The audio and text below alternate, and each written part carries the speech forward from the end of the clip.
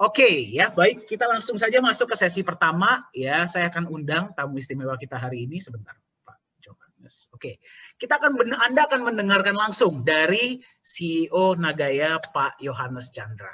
Pak Yohanes, silakan Pak. Ya, terima kasih Pak Dani. Ya, selamat malam ya Bapak-bapak, Ibu-ibu. Ya, baik yang ada di Indonesia maupun tadi saya dengar ada dari Taiwan, ada dari Hong Kong ya. Ya, jadi perkenalkan, mungkin banyak yang belum pernah bertemu dengan saya. Ya, nama saya Yorat Yohanes Chandra. Ya, saya adalah founder dan CEO dari Nagaya. Jadi mungkin kalau dibilang spesial-spesial banget juga enggak. Tapi kita hari ini, karena beberapa hari belakangan ini, saya banyak sekali mendapatkan pertanyaan. Pak, apa yang terjadi dengan market kripto kemarin ini ya? Ya, jadi memang kalau di dunia kripto dibilangnya gempa bumi. Ya, jadi semuanya merah. Tapi sebenarnya nggak semuanya merah. Ya, sebenarnya nggak semuanya merah. Nah, apa sih yang terjadi dengan dunia kripto kemarin ini? Ini yang ingin sebenarnya saya bahas sedikit dengan bapak-bapak dan ibu-ibu dan teman-teman semua yang ada di sini. Ya, jadi mungkin kita tahu ya hal yang menyebabkan harga kripto itu turun drastis itu adalah pernyataan dari pemerintah Cina. Ya, pemerintah Cina yang berkaitan dengan cryptocurrency. Nah, tetapi itu yang harus diperhatikan. Pernyataan apakah itu? Ya, pernyataan itu adalah pernyataan bahwa badan-badan keuangan, bank-bank ataupun instansi finansial yang ada di Cina itu dilarang, ya, dilarang untuk berurusan dengan cryptocurrency, dengan dunia kripto. Ya, jadi mereka dilarang untuk menyediakan tempat penyimpanan mata uang kripto, dilarang untuk menyediakan pertukaran, kemudian dilarang untuk memfasilitasi transaksi yang menggunakan mata uang kripto. Sebenarnya ini bukan barang baru. Jadi sebenarnya tahun 2016 dan 2017 pemerintah Cina pun sudah mengeluarkan pernyataan yang sama. Dan pada waktu itu juga harganya jatuh. Ya, kripto jatuh. Nah, tapi ya memang kalau kita lihat belakangan ini yang pernah selalu juga saya katakan bahwa sebenarnya menurut kami ya di Nagaya, harga market kripto belakangan ini itu udah di luar dari kewajaran. Itu yang kalau istilahnya dengan kata bubble. Ya, jadi lonjakannya itu sudah tidak ada dasarnya lagi. Nah, kemudian seperti yang selalu saya sampaikan bahwa pemerintah itu memang tidak bisa menghentikan teknologi yang membackup dari sebuah mata uang kripto. Jadi tidak ada pemerintah yang bisa menghentikan Bapak Ibu menyimpan Bitcoin, menyimpan Nagaya. Kenapa? Karena teknologi itu akan terus berjalan. Selama masih ada internet di dunia, itu akan berjalan. Tapi ada satu hal yang pemerintah bisa lakukan. Itu yang namanya regulasi. Ya, yang namanya peraturan. Nah, kenapa sampai pemerintah Cina mengeluarkan statement yang sama lagi? Jadi seperti mengingatkan, ya, kenapa? Kalau Bapak Ibu lihat, ya, kalau buat saya pribadi ya, ini sih statement saya pribadi ya. Mungkin banyak yang berpikiran sama seperti saya, ya, bahwa sekarang ini mata uang kripto ini udah nggak ada aturannya lagi, udah nggak jelas mau dibawa kemana. Kenapa? Mungkin Bapak Ibu yang penggiat atau penggemar mata uang kripto udah tahu ya, sekarang segala jenis binatang ada di mata uang kripto. Ya, ada koin yang logonya anjing, logonya kucing, logonya monyet, logonya macam-macam. Dan hampir setiap hari, hampir setiap minggu itu pasti muncul. Yang baru-baru pasti muncul. Ya. Nah, sedangkan mereka itu membuat yang seolah-olah market cap atau jumlah pasar yang dikuasai itu semakin besar.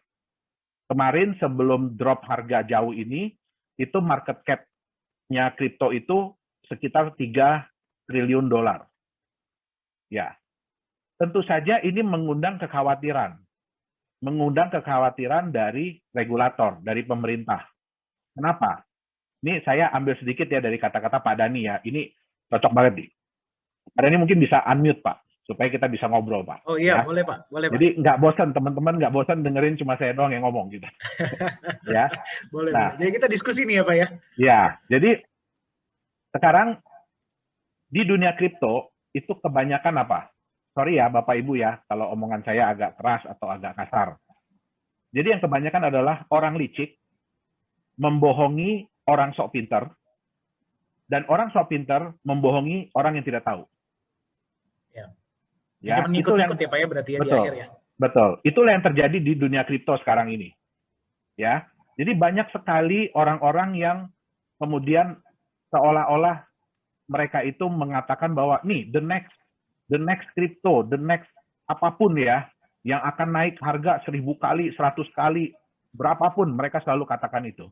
Tapi hanya itu yang mereka katakan. Mereka tidak membicarakan fundamentalnya apa, ya kan? Terus kemudian ini kripto atau koin ini fungsinya nantinya apa, itu semua tidak dilakukan. Hanya mereka bilang bahwa ya ini berpeluang menjadi the next siapa yang kemarin contoh sukses. Ya. Jadi hanya menjual janji ya Pak ya, kalau misalkan biasanya dijual itu iming-iming. Ya, jadi mereka selalu katakan gini, tuh kamu udah ketinggalan yang ini, ya kan? Kamu udah ketinggalan yang ini.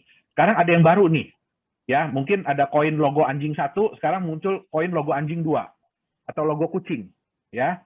Nah, itu kemudian dimanfaatkan, ya supaya apa? Supaya orang-orang mau membeli dengan harapan bisa harganya sama dengan yang kucing kemarin atau anjing kemarin, gitu loh. Tanpa ada dasar-dasar yang jelas. Nah, tentu saja ini mengkhawatirkan buat pemerintah. Kenapa?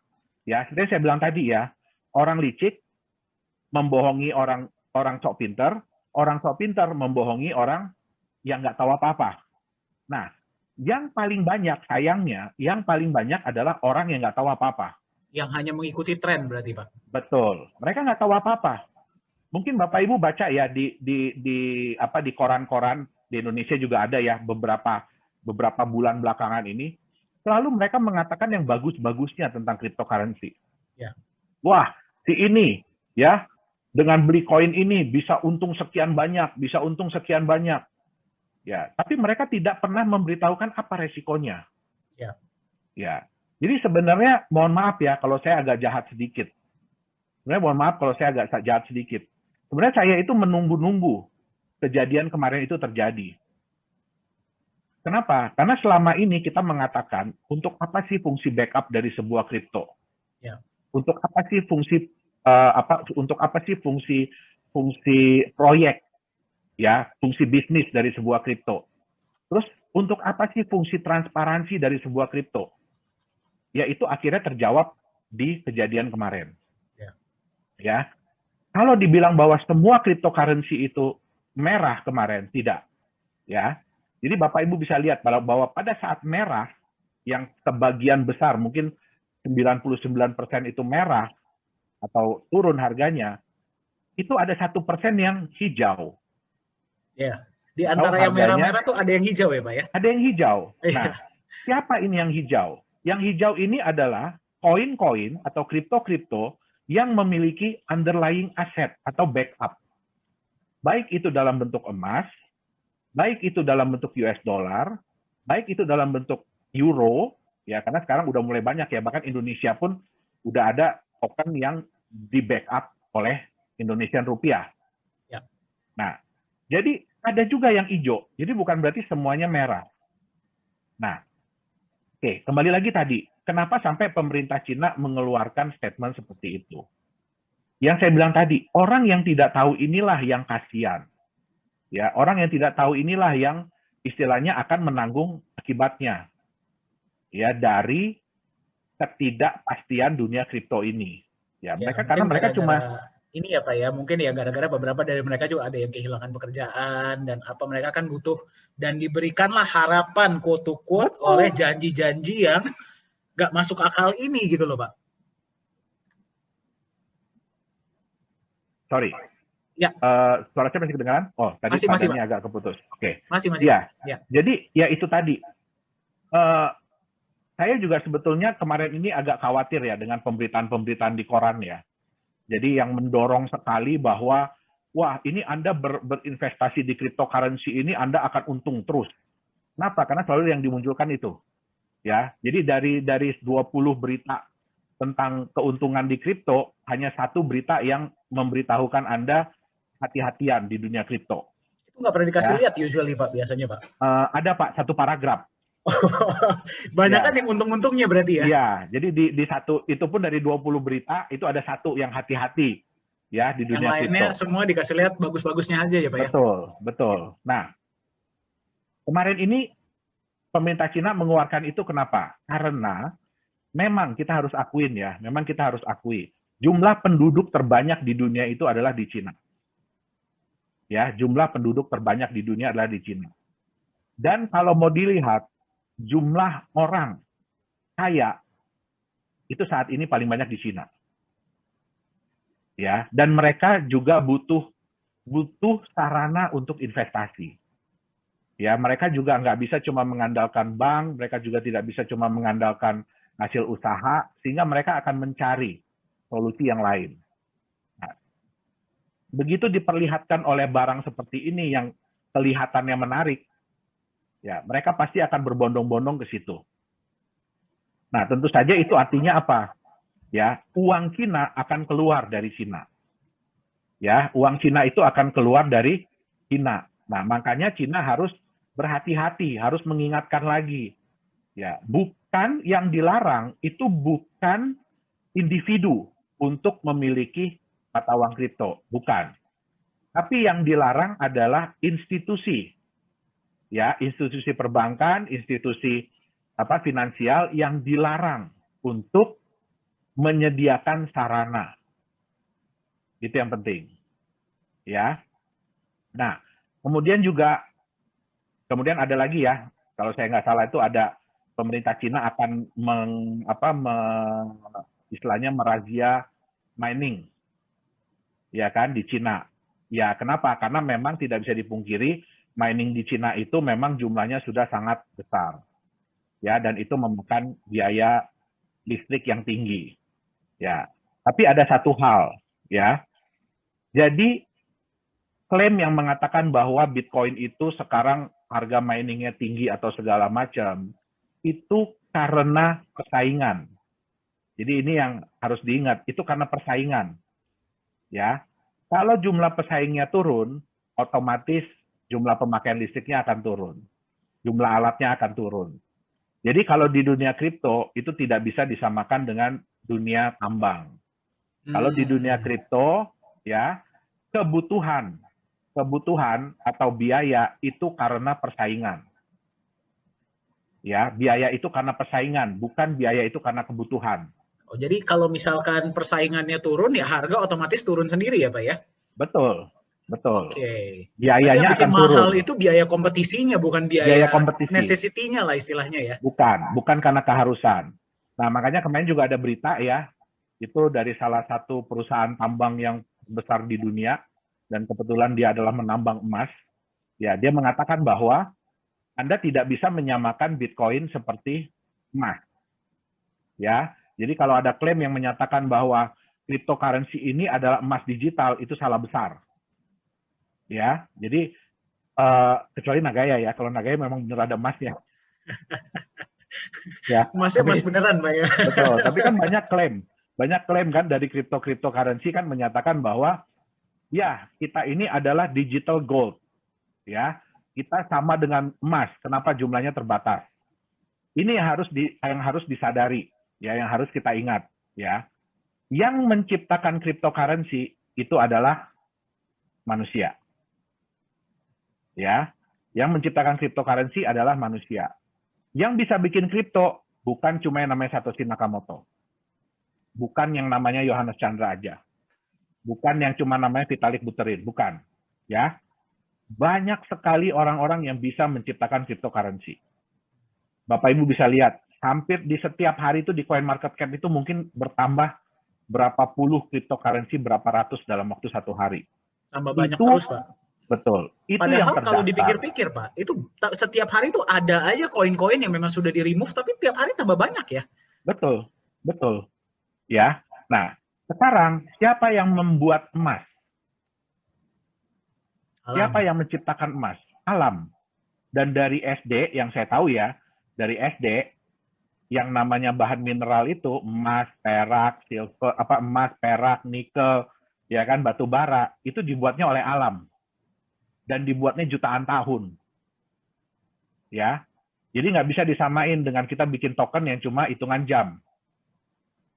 Ya, nah, itulah mungkin kami satu-satunya di Nagaya yang juga tidak setuju bahwa cryptocurrency itu dianggap sebagai sebuah sebuah emas. Ya, tidak bisa. Jadi kalau cuma kripto itu sendiri, angka itu sendiri, itu tidak bisa dianggap sebagai emas. Oke, nah, kejadian kemarin itu menunjukkan apa yang selama ini mungkin Pak Dhani selalu bilang ya. Kita juga selalu bilang, oke, di dunia cryptocurrency saat ini, yang berlaku hanya kepercayaan. Murni hanya kepercayaan. Artinya apa? Kalau kepercayaan itu ada, harga akan bagus. Tapi begitu kepercayaan itu hilang, harga akan jatuh. Ya. Nah, sayangnya, harga dan kepercayaan itu berbanding lurus. Jadi di dunia kripto itu, kalau harga naik, orang jadi percaya, orang mau beli. Sehingga harganya akan lebih naik lagi. Tapi berlaku juga kebalikannya. Kalau harga turun, kepercayaan orang akan hilang. Harganya akan lebih turun lagi. Jadi kayak bola salju ya Pak ya dia ya? Betul. Jadi benar-benar hanya berdasarkan sentimen. Ini sentimen positif apa sentimen negatif? Ya, sentimen positif atau sentimen negatif. Nah, hal yang kebalikannya terjadi di stable coin.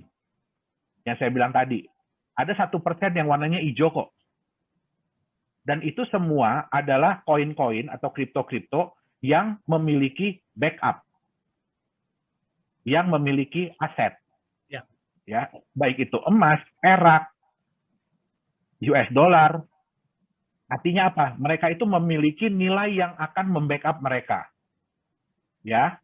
Nah, saya mungkin akan share screen sedikit ya. Jadi itulah kenapa ya Pak ya, kan kebanyakan kalau mother of coin, Bitcoin itu harganya turun, semuanya biasanya ngikut turun. Tapi kalau yang punya aset, itu ada faktor ketiganya lah istilahnya ya. Betul. Selain dari sentimen pasar itu sendiri. Yang Betul. Dia akan menjaga nilai kalau sampai semuanya jebol, quote to quote. Sebentar Pak Dhani, suaranya hilang. Oh, sorry. Kedengaran suara saya Pak? Udah kedengaran. Oke, ya. Oke. Ini saya harus stop dulu. Nah, udah kelihatan belum saya punya ini? Kelihatan, Pak. Saya punya apa? Ini ya. Ini tipe aset kripto ya, yang ingin perlihatkan. Jadi kalau di dunia saat ini, itu sebenarnya ada dua tipe aset kripto. Ya, yang paling kanan itu belum banyak yang kenal. Ya, cuma Bapak Ibu aja yang kenal. Ya, sama beberapa orang Korea, beberapa orang ya Rusia, beberapa itu baru beberapa semua. Ya. Nah, sekarang ini yang ada di dunia aset kripto itu sebenarnya ada dua, yaitu non-stable, artinya mereka itu tidak ada backup apa-apa. Ya, tidak ada underlying value, underlying asset, jadi tidak ada aset yang membackup, dan stable coin. Ya. Nah, kalau kita mau lihat non-stable coin itu memang bisa memberikan profit yang tinggi. Jadi kemungkinan harga naik itu bisa tinggi sekali. Ya, itu sudah terbukti ya. Di market sekarang banyak koin-koin yang seperti itu. Tapi mereka pun punya resiko yang tinggi. Jadi begitu kena sentimen negatif sedikit, ya, mereka akan turun. Artinya resikonya tinggi. Nah, nilai terburuknya berapa dari sebuah non-stable coin? Itu bisa mencapai 0. Jadi benar-benar bisa kehilangan nilainya. Berarti kalau naik tinggi sekali, kalau turunnya Ya, bisa sampai lantai, Pak ya? betul. Betul, ya. Nah, untuk stable coin, ya, keuntungannya apa? Resikonya rendah. Kenapa? Karena dia memiliki backup. Artinya apa? Nilai terburuk dari stablecoin adalah backupnya itu tadi.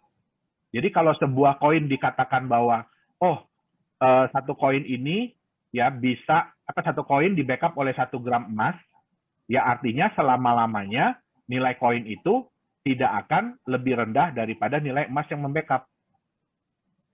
Ya, itu sewajarnya. Tapi kerugiannya apa ya? Berarti profitnya rendah. Kita tahu dong berapa sih kenaikan harga emas, ya kan? Berapa sih kenaikan harga US dollar? Ya nggak bisa dibandingkan dengan kenaikan harga Bitcoin dan teman-temannya. Betul nggak? Nah, dua aset yang sekarang ada ini, ya itulah yang bisa dijadikan pilihan. Jadi Anda mau ngambil profit tinggi, ya Anda harus siap terima resiko tinggi. Ya, itu namanya non-stable. Tapi kalau Anda mau ambil stable coin yang resikonya rendah, ya berarti kemungkinan Anda untung pun rendah. Lebih kecil. Kenapa? Ya? Karena dia akan mengikuti harganya. Ya. Nah, tapi ini hebatnya dunia kripto. Ya, sorry. Bentar ya. Ini nanti. Wah, itu menarik sekali itu Pak, angka-angkanya Pak. Ya, nanti kita bahas ya. Ya. Pak, by the way, peserta sudah 300 Pak. Oh ya. Ya. Ya, nah, silakan Pak. Sekarang kita bisa lihat ya. Sorry, bukan yang ini.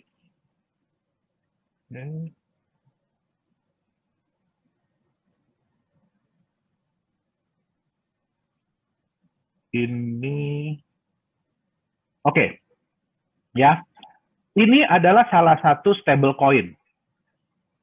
Jadi, stable token ya. Mereka token bukan koin ya. Nah, jadi token mereka ini diklaim di backup oleh 1 gram emas. Ya, diklaim di backup oleh 1 gram emas. Ini kayak salah chart. Harusnya chartnya, oh ya benar yang ini. Ya, ya. Mereka diklaim bahwa mereka ini di backup oleh 1 gram emas. Ya, tapi mohon maaf ya Bapak Ibu ya, saya ulangin lagi kata-katanya ya. Orang licik ngerjain orang sok pinter ngerjain orang yang nggak tahu. Ini yang terjadi. Ya. Karena kebanyakan orang-orang ini tidak tahu apa itu cryptocurrency dan apa sih yang mereka beli, inilah yang terjadi. Jadi token ini begitu masuk di market, ya, bisa dibuat harganya hingga mencapai 250 juta satu token. Padahal 1 gram emas selamanya itu ya Pak ya? Betul. Wow. Jadi selamanya token ini hanya di backup oleh 1 gram emas. Ya. Tapi karena ketidaktahuan market, ini bisa diangkat harganya sampai 250 juta. Pertanyaannya, apakah ada yang beli di harga 250 juta? Ada. Ada. Ya, saya ada baca sendiri kok chatnya pengakuan. Jadi orang itu beli dengan uang 100 juta rupiah di harga 250 juta rupiah. Nah, kemudian ya lama-kelamaan pasti market akan pelajari dong, ini token apa sih? Ya. Nah, ternyata diketahui bahwa token ini di backup oleh 1 gram emas selama-lamanya. Sehingga harganya sekarang itu 700 ribuan, 800 ribu. Nah, turunnya luar biasa ya Pak ya? Betul. Naiknya luar biasa, turunnya pun luar biasa. Iya, karena market sadar buat apa kita beli token di harga 250 juta, padahal backupnya 1 gram emas selama-lamanya. Nah, Ini adalah keindahan dari dunia kripto, Bapak Ibu. Ya, keindahan dari dunia kripto. Kenapa? Karena banyak orang yang nggak tahu. Nah, inilah yang dimanfaatkan oleh orang-orang yang, sorry ya, licik. Ya, kayak kemarin, ya kan, ada yang dengan dia bilang bahwa, wah, dia cinta Doge. Ya, terus kemudian Doge bisa naik harganya sampai berpuluh-puluh kali lipat. Ya, terus kemudian dia bilang dia suka Bitcoin, dia beli Bitcoin sekian banyak, harganya naik lagi. Ya, terus kemudian dibanting sama dia harganya, dia tweet yang kebalikannya, sentimen negatif, harganya langsung drop. Ini bukannya orang terkenal ya Pak ya? Terkenal banget, terkenal banget. Ya, nah, pertanyaan saya satu, apakah Bapak Ibu mau memiliki aset? Ya, Bapak Ibu mau memiliki aset yang karena satu orang terkenal ngomong, itu harganya bisa naik tinggi, tapi jangan senang dulu ya, bisa juga turun sangat parah. Pak Yohanes, kalau saya nggak salah ya Pak ya, itu dulu kita pas acara Chinese New Year tuh Pak Yohanes pernah menyebutkan hal yang sama deh Pak. Betul. Betul ya? Betul, Dan itu pas betul. itu tuh lagi naik-naiknya tuh Pak. Dan banyak orang yang Betul. sebenarnya bahagia ketika diangkat harganya Pak. Betul. Tapi nggak habis berapa lama, jebol juga Kita ya. sudah prediksi waktu itu. Ya kan? Ya mungkin kita ngomong bercandaan ya. Ya kan? Ini pasti sebentar lagi dia jual nih. Dan ternyata benar ya Pak dan ya. terbukti. Iya. Nah, jadi benar-benar yang membuat kami sedih di dunia kripto ini adalah harga itu hanya diatur berdasarkan kepercayaan orang. Dan inilah yang sering dimanfaatkan oleh orang-orang lain. Ya. Makanya di Nagaya ini kami bercapek-capek dahulu. Kenapa saya bilang bercapek-capek dahulu? Ya. Setiap minggu Pak Dhani ngomong seperti ini. Kasih tahu bagaimana konsep Nagaya, ya, training. Ya, terus sekarang dibantu sama Pak Yunia, sama Pak Beni, sama Pak Alfian, nanti juga dengan tim-tim yang lain, ya kan? Untuk mengajarkan kepada teman-teman, ya, seperti apa sih sebuah aset. Ya. Kemarin ini sudah ada pernyataan bahwa kripto ini sudah dijadikan sebagai aset spekulasi, sebagai barang, sebagai alat spekulasi. Artinya apa? Orang tidak akan pegang untuk waktu yang lama. Orang cuma berharap keuntungan, habis itu jual. Ya, mohon maaf Bapak Ibu, di Nagaya, kami menciptakan Nagaya bukan untuk seperti itu. Ya, kami menciptakan Nagaya ini sebagai aset. Hal yang bisa, sesuatu yang bisa Bapak Ibu pegang untuk jangka yang panjang. Ya, contoh, Bapak Ibu beli tanah, beli rumah, beli emas, beli saham. Emas sebenarnya kurang cocok ya. Sebenarnya beli saham, tapi saham perusahaan blue chip ya, jangan perusahaan gorengan ya. Jangan saham gorengan, itu beda cerita. Ya, itu sama dengan yang tetangga, itu nggak sama sama Nagaya. Nagaya ini tujuannya sama dengan saham blue chip. Ya. Nah, supaya apa? Ya, supaya aset ini bisa dipegang dalam jangka waktu yang lama. Ya. Karena kita selidikin ya, kenapa sih orang-orang itu membeli aset? Ya, contoh Bapak Ibu kenapa membeli rumah? Kenapa membeli saham-saham blue chip? Ya. Mereka semua itu mengharapkan harga asetnya, nilai asetnya itu ke depannya naik. Tapi selama mereka menunggu, mereka bisa mendapatkan sesuatu. Contoh kalau rumah, ya, Bapak Ibu beli rumah, ya harganya naik nggak? Naik. Tapi kan nggak mungkin bisa naik 100 kali dalam waktu setahun. Ya kan, hari ini beli rumah 500 juta, tiba-tiba besok udah ditawar orang 50 miliar gitu kan, tahun depan. Itu nggak mungkin. Ya, kena gusuran tol aja juga nggak mungkin begitu. Ya, karena saya udah pernah ngerasain kena gusuran tol. Ya. Nah, jadi nggak mungkin kayak begitu. Ya.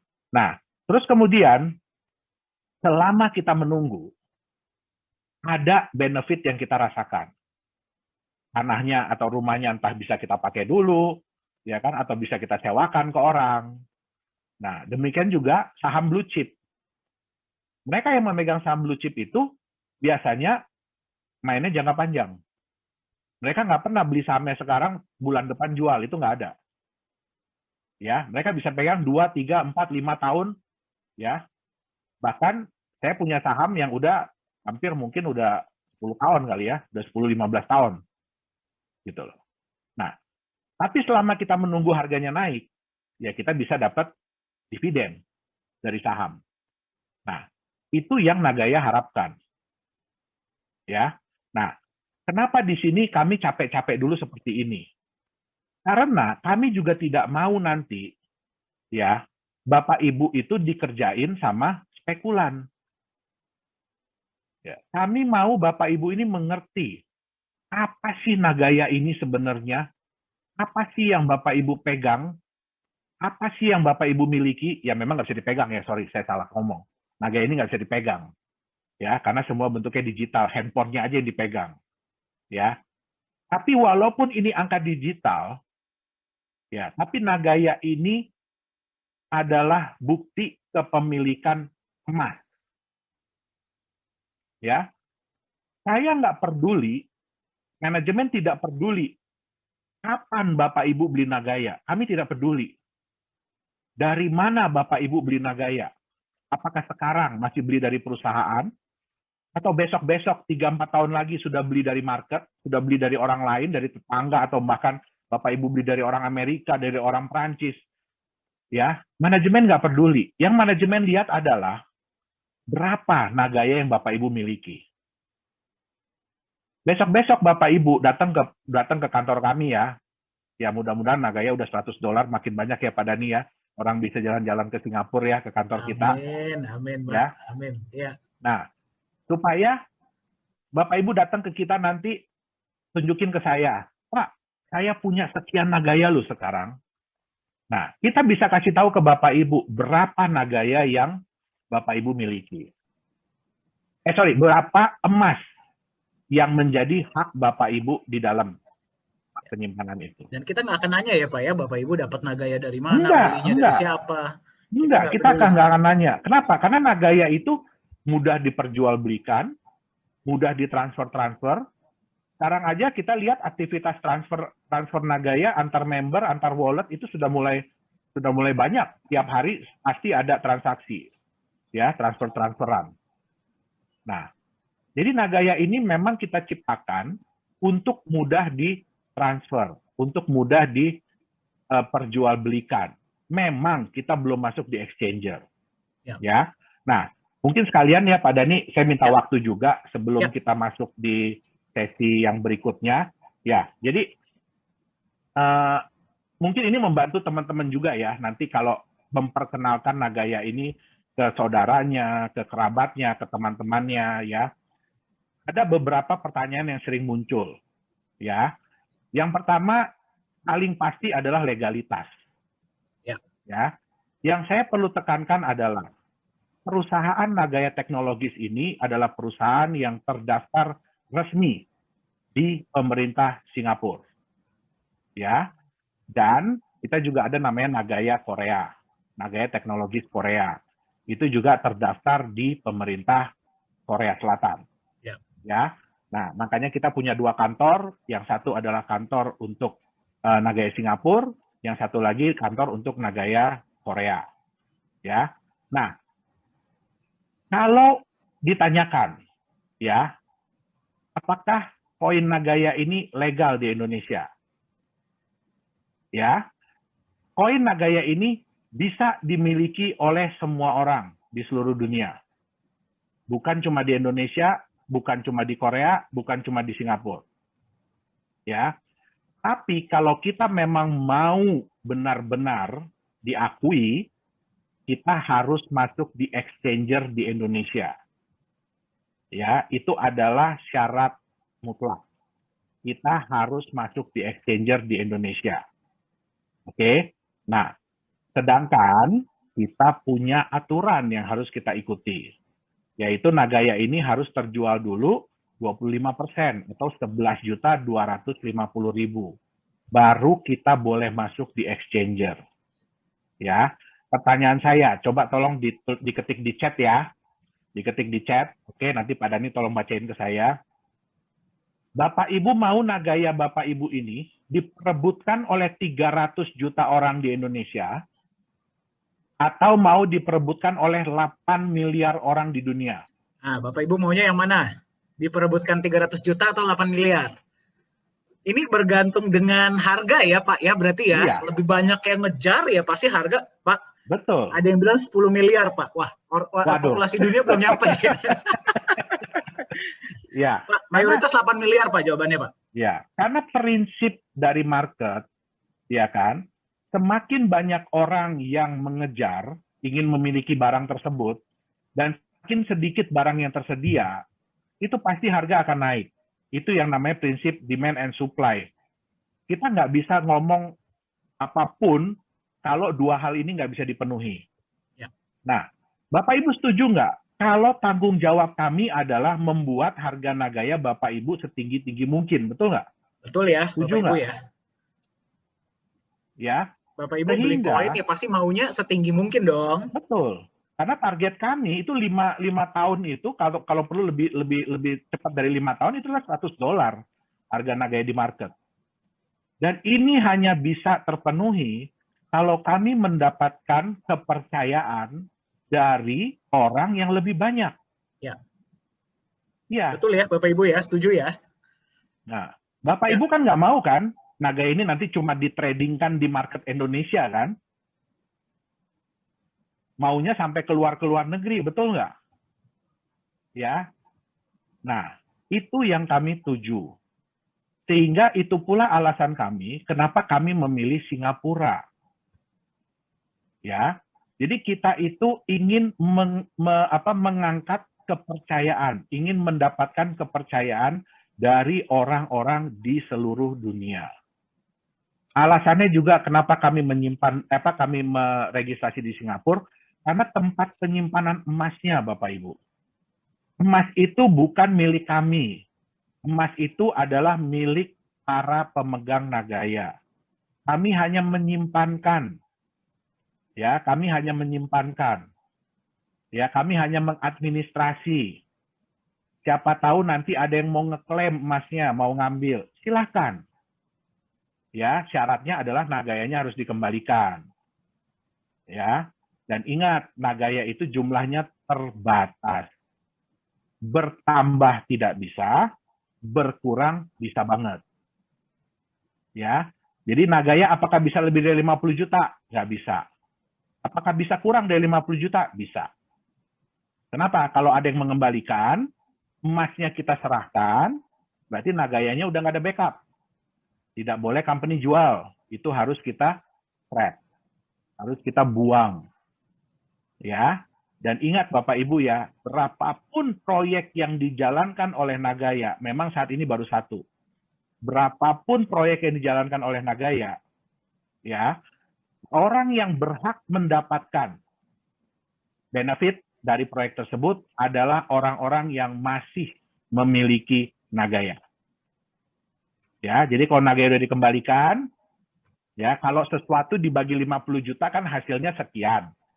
Tapi kalau sesuatu ini dibagi dengan 20 juta, hasilnya lebih besar nggak? Ya. Pasti. Oke. Apalagi berkurang ya Pak ya? Ya. Karena target kami adalah 20 tahun ke depan, Nagaya hanya tinggal 10 juta Nagaya. Ya. Nah, terus pertanyaannya, kenapa emasnya disimpan di perusahaan? Kok tempat penyimpanannya atas nama perusahaan? Saat ini tempat penyimpanan itu atas nama perusahaan. Ya. Ada yang bilang gini, ini kan blockchain, harusnya decentralized dong. Tapi emasnya centralized kan? Betul. Kenapa? Bapak Ibu mau nggak kalau besok-besok ngeklaim emas ke Pak Dhani bilang saya nggak tahu di mana. Kan decentralized. Karena decentralized. Saya nggak tahu emasnya di mana. Ya, Bapak Ibu ingat ya, kalau Bapak Ibu, nih, contoh ya, Pak Dhani sering ngasih contoh begini. Dari sekian banyak mobil, ya, yang menentukan bahwa Anda pemilik mobil itu apa? BPKB. BPKB. Ya. Anda nggak bisa ngasih mobilnya doang tanpa ngasih BPKB-nya, betul nggak? Itu namanya bodong. Ya, Anda nggak bisa, apalagi Anda nggak bisa jual BPKB-nya doang, mobilnya Anda pegang sendiri. Nggak bisa. Ya. Yang kedua, sertifikat tanah. Apakah di tanah itu ditulis nama kita? Tidak. Ya, yang menentukan tanah itu punya siapa adalah sertifikat tanahnya. Bisa nggak kita jual tanah tanpa sertifikat? Itu sama, namanya bodong. Ya, bisa nggak kita jual sertifikatnya doang, tapi tanahnya tetap kita pakai? Nggak bisa. Ya, di Nagaya itu adalah bukti kepemilikan emas. Jadi kalau Bapak Ibu jual Nagayanya ke orang, atau kasih Nagayanya ke orang, ya emasnya itu harus pindah. Kalau kita kasih ke Bapak Ibu emasnya, ya kita kasih ke Bapak Ibu emasnya, artinya kalau Bapak Ibu jual Nagayanya, emasnya mesti dipindah. Kalau yang beli masih satu kampung sih nggak apa-apa ya, satu tetangga gitu, satu komplek nggak apa-apa. Satu kampung, satu desa, satu kelurahan masih bisa, kecamatan, satu provinsi pun masih bisa. Tapi kan kita maunya nanti Nagaya Bapak Ibu ini yang minat untuk beli bukan cuma orang Indonesia. Bisa jadi orang Jepang, bisa jadi orang Amerika, ya kan? Nah, bagaimana caranya Bapak Ibu kalau jual Nagayanya, orang Jepangnya minta dikirim emasnya ke mereka? Itu kan nambah masalah baru. Betul nggak? Nah, makanya di sini untuk meningkatkan kepercayaan, ya, Nagaya ini diatur oleh sebuah perusahaan, bukan individu Yohanes Chandra, bukan individu Pak Dani, bukan individu Bu Yuli Yolanda, tapi ini diatur oleh sebuah perusahaan yang terdaftar di pemerintah Singapura. Ya, tempat penyimpanannya pun kami tidak mau diam-diam. Kami kasih tahu di mana tempat penyimpanannya.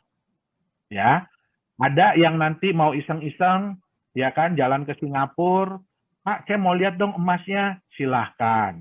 Tapi kasih tahu kita dulu berapa hari sebelumnya. Ya, nggak bisa ya, kucuk-kucuk datang, Pak, saya mau lihat emasnya, gitu kan. Yang ada saya ditembak nanti sama orang the safe house. Gitu. Ya, jadi harus bikin janji dengan mereka. Dan kedepannya kami akan pakai trust. Jadi Nagaya itu emasnya bukan Nagaya teknologis lagi nanti yang ngatur, tapi ada sebuah badan hukum atau biasanya notaris ya. Jadi kayak kuasa hukum, lawyer yang memang diakui oleh pemerintah Singapura untuk ngurusin emas Nagaya. Jadi Bapak Ibu klaimnya bukan ke perusahaan Nagaya lagi, tapi ke mereka. Nah, itu dia. Ya, jadi kita akan menuju ke arah sana. Nah, terus kalau kita bicara ya Bapak Ibu ya, memang kami akui ya, semakin kami berusaha untuk transparan, itu semakin banyak orang yang berusaha untuk, mohon maaf ya kata-kata saya ya, untuk melanjangin Nagaya. Ya, untuk melanjangin Nagaya. Oke, kita paham itu. Tapi yang harus dimengerti adalah, ya, di dunia cryptocurrency, itu yang namanya transparansi itu bukan sesuatu yang keharusan. Ya. Ya, legalitas pun di dunia cryptocurrency itu bukan suatu keharusan. Kalau kita mau bicara, ya, Bitcoin, adakah legalitasnya perusahaannya? Tidak ada. Founder aja nggak ketahuan siapa ya Pak ya? Ethereum, adakah legalitas perusahaannya? Tidak ada. Doge, tidak ada. Litecoin, tidak ada. Tapi apakah mereka semua bisa masuk di exchanger? Bisa. Apakah mereka diperdagangkan? Diperdagangkan. Nah, jadi tidak ada keharusan di dunia kripto untuk memiliki legalitas. Ya, itu yang pertama. Yang kedua, ya, tidak ada keharusan di dunia kripto harus di backup sesuatu. Makanya kami pun di Nagaya itu banyak sekali mendapatkan tantangan. Ya, kenapa kok kripto harus di backup sesuatu? Kenapa kok kripto harus di backup emas segala macam? Itu bagi kami pun itu tantangan. Ya. Tapi satu hal, ya, kami tidak mau aset Bapak Ibu ini ya seperti aset-aset kripto yang lain. semudah itu diangkat ke langit, tapi semudah itu pula dibanting ke tanah. Kita jangan samain Bitcoin ya. Kalau Bitcoin itu udah nenek moyang, itu pun nenek moyang Nagaya sebenarnya. Ya, Bitcoin itu nenek moyang Nagaya. Kita jangan nyamain Bitcoin. Ya, kita bandingkan Nagaya dengan koin-koin lain. Ya, yang baru muncul atau yang segala macam, yang baru-baru bermunculan lah. Jangan nyamain sama nenek moyang. Ya, nanti dikutuk kita. Ya, nah, jadi itu yang harus diingat. Ya, tidak ada keharusan, apalagi keharusan untuk menjalankan proyek. Ya. Tidak ada. Di dunia kripto tidak ada. Tidak ada juga keharusan, harus ngasih tahu proyeknya apa segala macam, nggak ada. Bapak Ibu silakan. Ada banyak sekali koin di CoinMarketCap. Bapak Ibu bisa pelajari, buka white paper-nya, baca roadmap-nya segala macam. Coba cari proyek apa yang akan mereka jalankan. Ya. Nah, terus apalagi transparansi itu tidak ada. Ya, tidak ada keharusan bahwa perusahaan kripto itu harus transparan. Apalagi di audit. Ya, itu nggak ada. Nah, jadi apa yang Nagaya lakukan di sini adalah kita sangat menjunjung tinggi legalitas dan transparansi ini untuk apa? Satu, yang nggak bisa bohong. Harga di market itu tetap berdasarkan kepercayaan. Bukan cuma kepercayaan orang yang sudah pegang Nagaya, yang sudah punya Nagaya, tapi juga kepercayaan orang-orang yang belum punya Nagaya. Kita harus bisa meningkatkan itu. Supaya apa? Mereka mau untuk membeli Nagaya. Nah, Bapak Ibu nggak usah takut. Ya, Bapak Ibu nggak usah takut. Ya, kalau ada yang bilang gini, Pak, dia belum percaya sama Nagaya sekarang, Pak. Nggak apa-apa, Bapak Ibu. Ya, jangan takut. Nggak apa-apa. Kita masih butuh orang-orang yang tidak percaya dengan Nagaya saat ini. Kenapa? Suatu saat nanti, mereka akan percaya. Dan di saat mereka percaya, mereka akan mulai membeli Nagaya. Pertanyaannya, mereka beli dari mana? Apakah masih bisa beli dari perusahaan? Atau sudah beli dari Bapak Ibu? Pertanyaan yang kedua dan sedikit menyeramkan adalah, di harga berapa mereka akan beli? Ya, jadi Bapak Ibu nggak usah takut. Bitcoin pada waktu mulai keluar, harganya cuma 1 sen, Bapak Ibu. 140 rupiah. Ada nggak orang yang nggak percaya? Ada. Salah satunya lagi ngomong ini nih. Ya, ini salah satunya. Ya, ada nggak yang nggak percaya dengan Bitcoin di harga segitu? Ada. Banyak. Tapi ada nggak yang percaya? Ada. Ada. Pada waktu harga Bitcoin $10, tetap nggak ada yang nggak percaya? Banyak. Ada yang nggak percaya. Ya. Tapi ada nggak yang percaya? Ada. Nah, waktu dia di harga 1 miliar rupiah, ya, 60 ribu dolaran deh. Ada nggak yang nggak percaya? Ada. Ada. Tapi ada nggak yang percaya beli? Ada. Ada. Yang masih nyangkut ya Pak ya, berarti sekarang ya Pak? Iya. Jadi Bapak Ibu nggak usah takut. Ya. Di setiap harga Nagaya, pasti ada orang yang percaya. Dan pasti ada orang yang tidak percaya. Tapi berdasarkan survei saya sendiri ya, banyak yang tidak percaya di harga $1, kemarin mulai beli di harga 148, 136, 161, ada. Ya, tapi kita nggak bisa salahin mereka.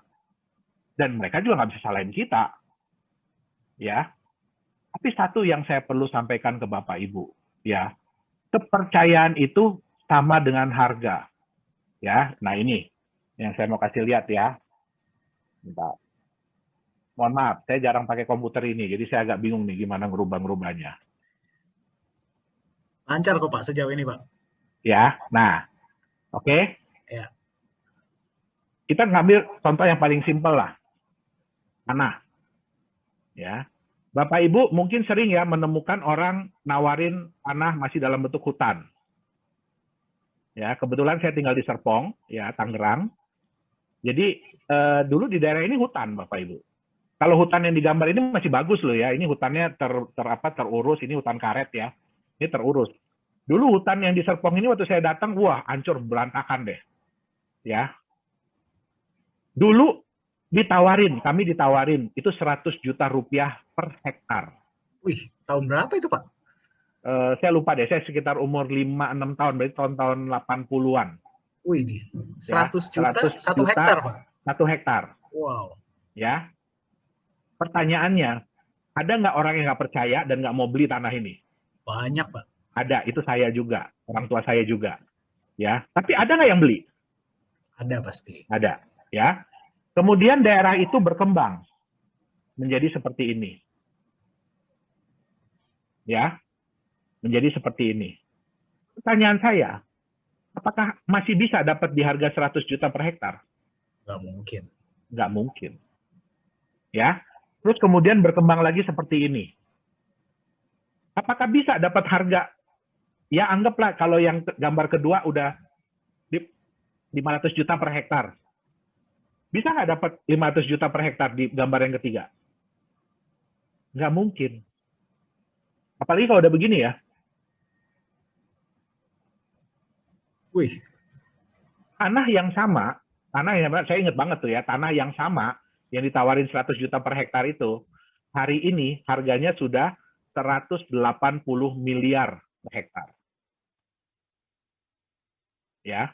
Pertanyaan saya, di setiap perkembangan pasti ada yang percaya dan pasti ada yang tidak percaya.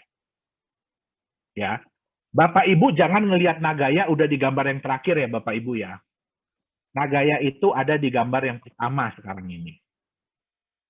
Ya. Kami memang belum bisa menunjukkan banyak kepada Bapak Ibu. Belum bisa. Ya.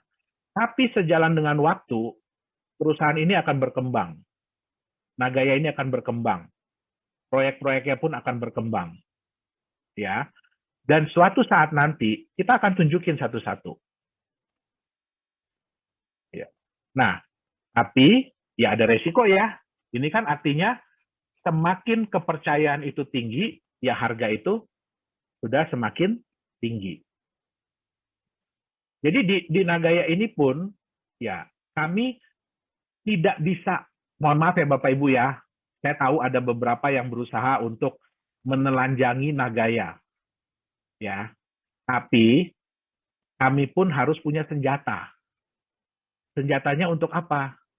Untuk memastikan bahwa harga Nagaya Bapak Ibu itu semakin lama semakin meningkat. Caranya bagaimana?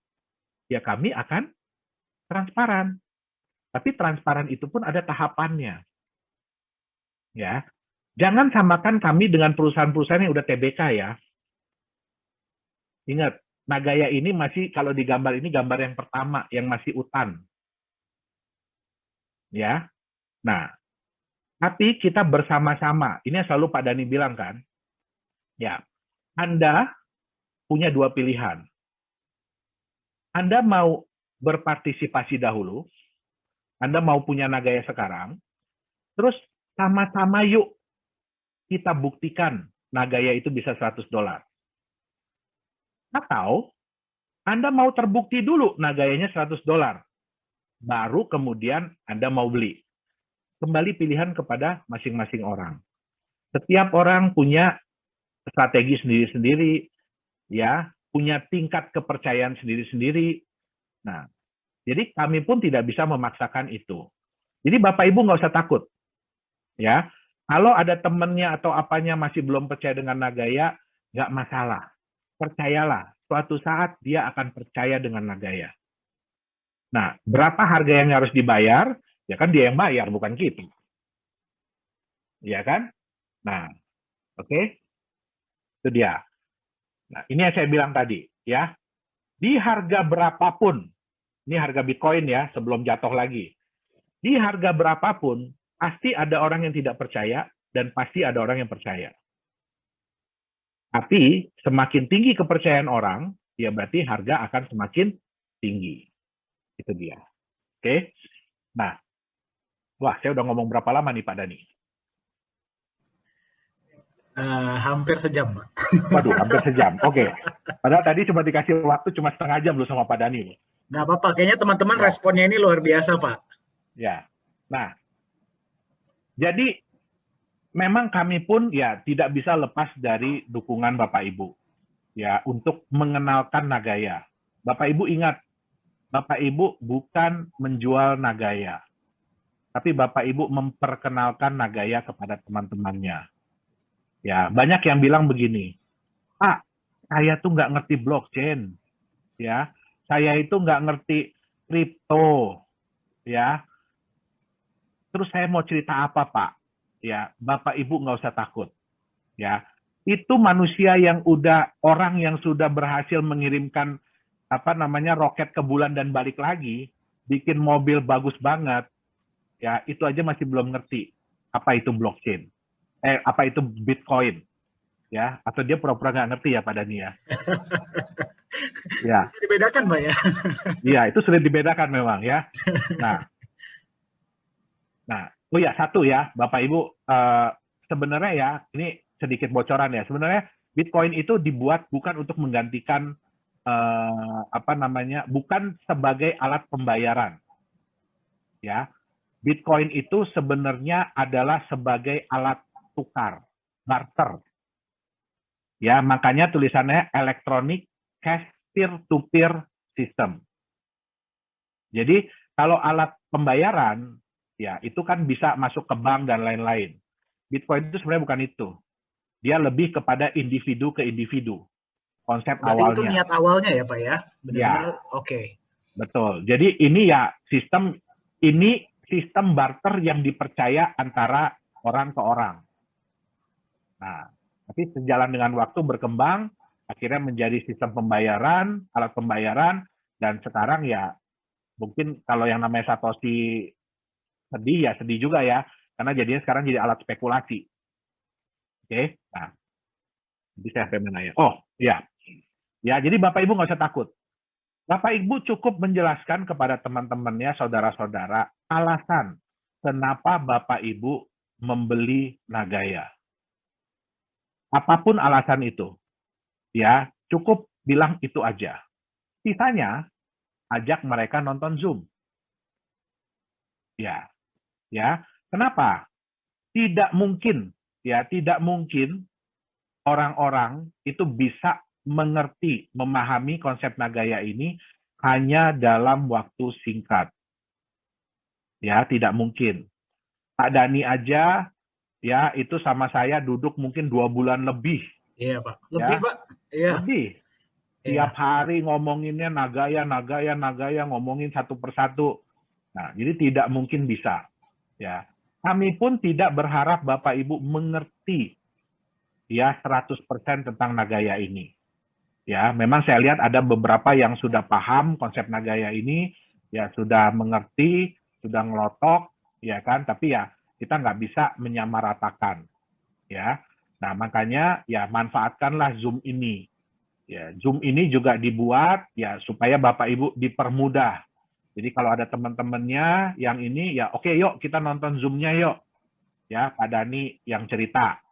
Oke, Pak Dani yang menjelaskan. Ya, jadi Bapak Ibu cara yang paling mudah juga apa? Nggak perlu buka toko, Bapak Ibu. Ya, nggak perlu buka Nagaya Center. Ya, nggak perlu modal ruko, nggak perlu modal apa-apa. Modalnya cuma 1 M. 1 mulut. Ya, mungkin sekarang juga udah nggak pakai mulut ya, sekarang pakainya jempol. Ya, kebanyakan. Nah, apa yang dimanfaatkan? Manfaatkan semua channel yang ada. Ya. Siapa yang nggak punya Facebook? Boleh angkat tangan, nanti Pak Dani bisa bikinin Facebooknya. Coba ya. Mungkin boleh di-share nih. Teman-teman siapa di sini yang nggak punya Facebook? Siapa yang nggak punya Facebook? Punya semua, Pak. Sejauh ini sih ya? punya. Saya, nah, Pak, punya. Oke. Siapa punya yang semua. Di Facebooknya nggak ada teman? Nanti saya kasih 10 Nagaya. Ayo, ada di sini yang Facebooknya nggak punya teman? Saya jadi teman pertama deh, kalau gitu nggak apa-apa. Ada yang nggak punya teman di Facebook, walaupun cuma 1? Ada, Pak. Ada semua, Pak. Ada semua ya? Iya, ada semua, Pak. Yang lebih parah lagi, siapa yang di handphonenya nggak punya nomor kontak? Ada di sini? Jadi handphonenya blank, nggak ada nomor siapapun, satu orang pun nggak ada. Ada nggak? Nanti saya kasih 10 Nagaya juga. Ya kalau begitu ngapain punya HP sih ya Pak ya?